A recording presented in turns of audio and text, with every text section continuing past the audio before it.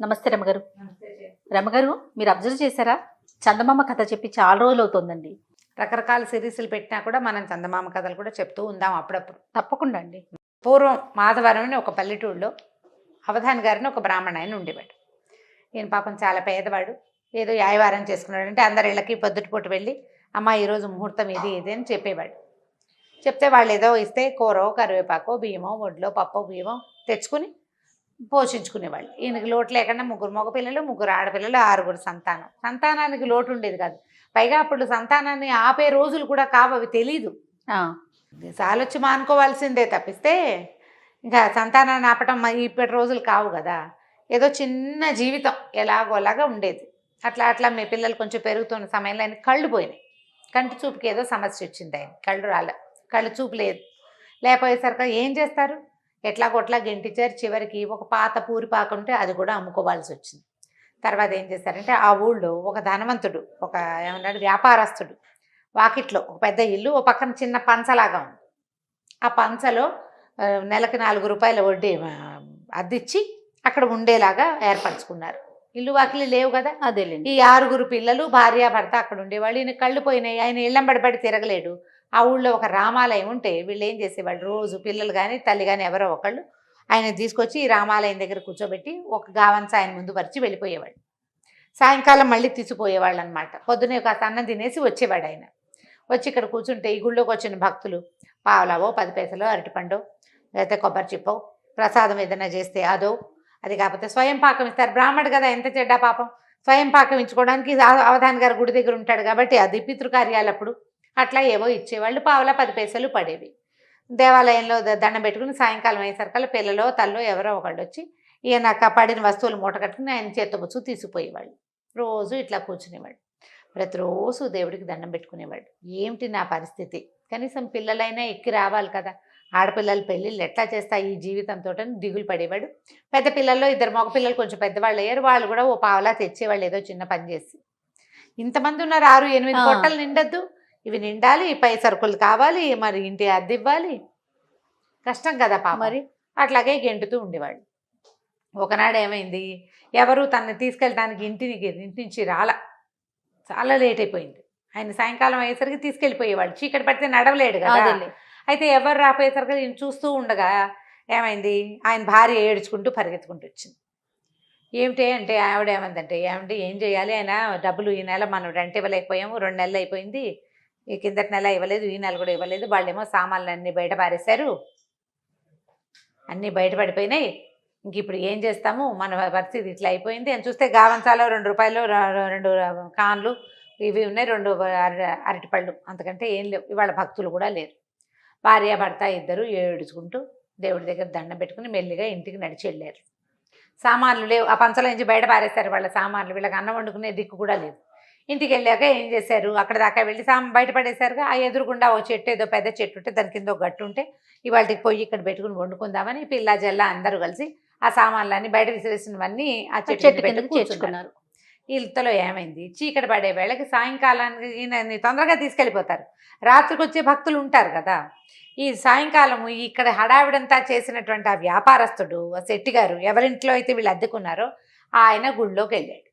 వెళ్ళేసరికల్లా పూజారి గారికి ఏదో చిన్న ఇబ్బంది వచ్చి ఆయన హారతి ఇవ్వకుండా ఇంటికి వెళ్ళాడు. ఈయన బయట కూర్చున్నాడు, హారతి తీసుకుని వెళ్ళాలని. ఇంతలో ఏమైందంటే సీతారాములు ఇద్దరూ మాట్లాడుకుంటున్నారు విగ్రహాలు. సీతాదేవి, ఏమిటండి పాపం ఇతను చూడండి ఇట్లా ఉన్నాడు, వాళ్ళని చూస్తే బాధేస్తుంది, అవధాని రోజు వచ్చి కూర్చుంటాడు, పాపం భార్య కూడా ఏడుస్తుంది, ఆ పిల్లలతో ఏమైపోతాడు పిచ్చి బ్రాహ్మడు, పాపం గుడ్డివాడు కూడాను, కాస్త కరుణించవచ్చు కదా అన్నది. అనేసరికల్లా రాముల వారు అన్నట్టు, కరుణించకపోవడానికి ఏమిటి, ఏదో రకంగా అన్నం ఏర్పాటు చేస్తున్నాము, అతనికి కర్మశేషం, కర్మని అనుభవించవలసిందే అంటే ఆవిడేమంటే కర్మలన్నీ తర్వాత చేయొచ్చు, తర్వాత కాలంలో అనుభవిస్తాడులేండి, కనీసం కాస్త డబ్బైనా ఏర్పరచండి అని ఈవిడ పోట్లాడింది అనమాట. ఇంతకంటే కర్మానుభవం ఇంకేం చేయించాలి, పెద్ద సొంత ఇంట్లో నుంచి పంచలోకి చేర్చాం, పంచలో నుంచి రోడ్డు మీదకి చేర్చాం, అయిపోయింది ఇంకా కర్మశేషం, మీరెవరు చెప్తారో నాకు తెలీదు, ఇతనికి ఏదైనా ధనం వచ్చే ఏర్పాటు చేయండి అంతే అని చెప్పింది అనమాట సీతాదేవి. అనగానే సరే ఈయన ఏం చేశాడు, రాములు వారు ఆంజనేయ స్వామి ఎదురుగుండా కనపడుతున్నాడు. సీతారామ లక్ష్మణులు ఇక్కడ నుంచున్నారు, ఆయన ఆపోజిట్ ముందు లో ఉంటాడు. ఆంజనేయ స్వామి ఆ. ఉంటాడు కదా. ఆంజనేయ స్వామికి, హనుమ విన్నావు కదా అమ్మగారి ఆజ్ఞ, 1,00,000 రూపాయలు ఏర్పాటు చేయి వీధ బ్రాహ్మడికి పాపం అంటే, అలాగే ప్రభు అన్నట్టు ఆంజనేయ స్వామి. ఈ మొత్తం మాటలు వినేశాడు శెట్టి గారు. ఇంకేముంది, 1,00,000 వస్తుంది అవధానికి. ఇప్పుడు ఆయన ఇవ్వన్నాడు, ఈయన ఇస్తానన్నాడు అంటే పడేస్తారనమాట. అంతేగా, డబ్బులు ఎలా వస్తాయి లేకపోతే? సడన్ గా ఎలా వస్తాయి చెప్పు? ఎవరైనా పడేసి అంతే కదా. చేయాలి. వ్యాపారం లేదు, ఉద్యోగం లేదు, పొలం దున్తుంటే ఏదో దొరికింది అనుకోవచ్చు, ఇల్లు కడుతుంటే దొరికింది అనుకోవచ్చు, పునాది తవ్వుతుంటే దొరికింది అనుకోవచ్చు. పునాదులు లేవు, ఇల్లు లేదు, వాకిలు లేదు, ఈయనకి ఎక్కడి నుంచి వస్తుంది? కాబట్టి ఇది కాదనమాట. వీళ్ళకి, ఈయనకి అవధానికి డబ్బు ఇస్తారు వీళ్ళే. అక్కడి నుంచి లబలబలాడుతూ పరిగెత్తుకుంటూ ఇంటికెళ్ళి అవధాని గారి కాళ్ళు చేతులు గడ్డాలు పట్టుకున్నాడు. అయ్యో అయ్యో అయ్యో, మా వాడు అప్పడు దుర్మార్గుడండి, మా పనివాడు అప్పడు వెంకడు ఇద్దరు పనివాళ్ళు, వాళ్ళిద్దరు కలిసి సామాన్లు బయటపడేశారనమాట. నేనుండగా ఇంత పని జరగనిస్తానా, మీరు ఎంతో మంచివాళ్ళు, వచ్చి ఉండండి, పంచలో వచ్చి ఉండండి అని బతిమలాడితే ఈయనేమో సరే మరి ఏదో ఒకటి కావాలిగా, పంచలోకి చేరారు. పంచలోకి చేరంగానే ఈయన ఏమన్నాడు, 10 రూపాయలు తీసి అవధాని గారి చేతిలో పెట్టపోతే ఆయన నాకొద్దు, నేను తీసుకోను అన్నాడు. కాదు, పోనీ 10 రూపాయలు చిన్నది, ఈ 100 రూపాయలు తీసుకోండి, చేసిన అపరాధానికి నాకు మన్నింపు కావాలి, ఈ 100 తీసుకోండి అంటే, చీచి డబ్బులు తీసుకుని ఆయన, నేను ఎవరి దగ్గర డబ్బులు తీసుకుని ఎరగను, ఈ ఐవారం చేస్తాను అంతే, నేను నీ డబ్బులు నాకెందుకు నాయన, ఏదో ఆసరా చూపించావు, కాస్త రెక్కాడితే రేపొద్దున మీ 2 నెలల అద్దె మేము ఇచ్చేస్తుంటే, అయ్యో అద్దొద్దు ఏమొద్దు, 100 తీసుకోండి అని ఎంతగానో బతిమలాడేసరికల్లా ఒప్పుకోవాలి ఆయన. ఒప్పుకోకపోతే, అది కాదండి ఓ పని చేద్దాం, మీరు రేపు మీ పల్లెల్లో మీ గావంసా మీద ఏది పడితే అది నాకు ఇద్దరు కానీ 100 తీసుకోండి అన్నాడు. ఆయన ఒప్పుకోలేదు. నా గావంసాలో పడ్డది నాది, భగవంతుడు నన్ను కరుణించి ఇచ్చింది, రామార్పణం అనుకుంటాను నేను, అది కూడా రామార్పణమే, రాముడే ఇచ్చాడు, అది రామార్పణమే, నీకు ఇవ్వటం ఏమిటి నాయనా అన్నాడు. పోనీ 100 కాదు 1000 ఇస్తా, మీకు రేపొద్దున పడేది నాకు ఇవ్వండి అంటాడు. రేపు మీ గావంసాలో ఏది పడితే అది నాదనండి చాలు, మీకు 1000 ఇస్తాన్నాడు. ఆయన ఒప్పుకోవాలి. అట్లా బేరం 50,000కి పెంచాడు. 50,000 రూపాయలు ఇస్తాను మీకు, పుచ్చుకోండి, రేపు మీ గావంసాలో పడేది నాకు ఇవ్వండి. ఆయన ఏమంటాడు, గావంసాలో ఏది పడితే అది భగవంతుడు నన్ను కరుణించి ఇచ్చేది, నీకెందుకు ఇస్తాను, అది రామార్పణమే, నన్ను తినమని ఇచ్చాడు, నీకు ఇవ్వనంటాడు. ఇంకా బాగా ఆలోచించి 1,00,000 వస్తుంది రేపు, 50 తోటి ఎందుకు, పోనీ 75 దాకా వెళ్దాం, 25,000 మిగులుతుంది కదా మనకు అనుకుని 75,000 ఇస్తానన్నాడు. అయినా కూడా ఆ పిచ్చి బ్రాహ్మడు ఒప్పుకోలే, కాదన్నాడు. అట్లా చేయకూడదు, వ్యాపారం ఎట్లా చేస్తాను, నేను బ్రాహ్మణ్ణి, నేను నిర్ధనుణ్ణి, భిక్షం అడుక్కునేవాడిని, నా దగ్గరకు వచ్చింది నేను నీకు అమ్ముకోకూడదు, నేను నీకు ఇచ్చేయమంటే ఇచ్చేస్తా, ఇచ్చేయడానికి భయంగా ఉంది, నీకు ఇచ్చేయమని అనకూడదు కదా, అందుకని ఇది ఇస్తానంటున్నాడు. ఏం చేయాలో తెలియలే. ఈ లోపల సావిత్రమ్మ గారు, ఆయన భార్య ఉంది కదా, ఆవిడంది, మీరు ఊరుకోండి, ఆయన సైగ చేసి బయటికి తీసుకెళ్ళి, ఆయన అలాగే అంటారు, నేను ఇప్పిస్తాలేండి, మీరు డబ్బులు తెచ్చి ఇచ్చేయండి, రేపు గావంసాలా పడిన ప్రతిదీ మీదే, అమ్మ ఒట్టేయండి అన్నాడు. ఒట్టుకేముందని, నా భర్త మీద ఒట్టు, నా పిల్లల మీద ఒట్టు, రాముడి మీద ఒట్టు. శభాష్, ఎంతో బాగుందిగా. పరిగెత్తుకుంటూ వెళ్ళిపోయాడు శెట్టి గారింటికి. వెళ్ళిపోయి 75,000 రూపాయలు తెచ్చి పోసేసాడు బాకి, పరిగెత్తుకుంటూ మళ్ళీ పట్టుకొచ్చేసాడు. ఆవిడ ఏం చేసింది, వెంటనే డబ్బులు దాచుకొని జాగ్రత్త చేసుకుంది. సరే నాయనా మంచిది అన్నది. మర్నాడు పొద్దున్నే అవధాని గారికి స్నానం చేయించారు, తిన్నామని తీర్చిదిద్దారు, తీసుకుపోయి దేవాలయం దగ్గర కూర్చోబెట్టేసరికల్లా సరే ఆ పూట ఏమైంది, ముందు రోజు ఏకాదశి, ద్వాదశి వాళ్ళే జనం తక్కువ ఉన్నారు, త్రయోదశి ఆ రోజున శివాలయానికి జనాలు ఎక్కువ మంది వెళ్తారు, రామాలయానికి ఎక్కువ మంది రారు. ఏమీ రాల. 2 ఏగానీళ్ళు పడ్డాయి. తర్వాత బాగా మాగిపోయిన 2 అరటిపళ్ళు, ఒక సగమే ఇంతే ఉన్న కొబ్బరి చిప్ప పడేసి సాయంకాలం అయిపోయింది. చూస్తే ఏమీ లేదు.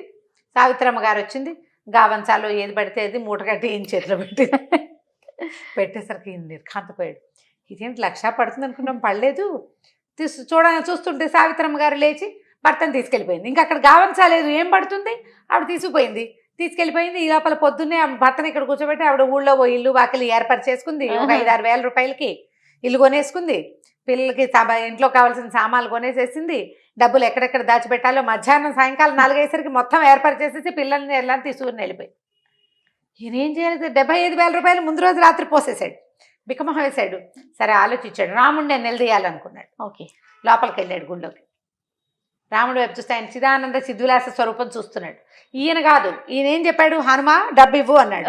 హనుమ ఇస్తా అన్నాడు కాబట్టి వెళ్ళి ఆంజనేయ స్వామి దగ్గరికి వెళ్ళాడు. ఆంజనేయ స్వామి దగ్గరికి వెళ్ళి ముందోసారి దండ పెట్టాడు. ఏమన్నా పెద్ద మనిషి అయ్యా నువ్వు మహారామభక్తుడు అని చెప్పుకుంటావు, ఆయన పక్కన ఇమ్మన్నాడు, నువ్వేమో ఇస్తానంటివి, ఏం పడింది, కుళ్ళిపోయిన అరటిపళ్ళు ఇప్పించావు, అంతకంటే ఏమైనా ఉందా అన్నాడు. అనేసి ఏం చేశాడు, మనం ఉద్రేకం వచ్చేసరికి అవతల వాళ్ళ మీదకి వెళ్ళిపోతాం. ఇది దేవుడితో సంభాషణ కాదు, వ్యక్తితో సంభాషణ అంతే అని చెప్పేసి ఇట్లా విసురుగా మాట్లాడుతూ ఏం చేశాడంటే ఆంజనేయ స్వామి విగ్రహం మీద చెయ్యేసాడు. చెయ్యేసిన మరుక్షణం ఆంజనేయ స్వామి వెనకాల ఇట్లా తోక ఇట్లా రింగులాగా చుట్టుకుని ఉంటుందా, ఆ తోక ఇటు కదిలి ఈయన చెయ్యి చుట్టేసింది, పట్టేసుకుంది తోక. అక్కడి నుంచి ఈ తోక వదలటం లేదు. ఇంతలో రాముల వారి శబ్దం వినపడింది. ఆ హనుమ నిన్న చెప్పిన పని ఏం చేసావు అని ఆంజనేయ స్వామి వెంటనే చెప్పాడు. 75,000 నిన్న రాత్రే ఇప్పించేశాను ప్రభు, 25,000 ఇస్తే గాని వదలను మరి అన్నాడు.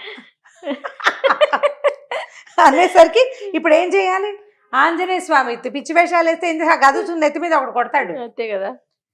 కాసేపు నుంచున్నాడు. ఆయనకు అర్థమైపోయింది ఇది లాభం లేదు, నా తోక తన్ని ఎంత విదిలించుకున్నా అదేమో రాతి విగ్రహం, ఆ తోక ఎట్లా చుట్టుకుందో తన్ని ఎలా పట్టిందో అర్థం కాలేదు. ఇక లబోదిబో కేకలు పెట్టాడు పూజారి గారు. అదేంటండి అలా అయిందంటే అది అలా ఎట్లా అయిందో తెలీదు. మా పని వాళ్ళని ఎవరినైనా పిలవండి అంటే పూజారి గారు పరిగెత్తుకుంటూ పోయి ఊళ్ళో అందరినీ పిలుచుకొచ్చాడు.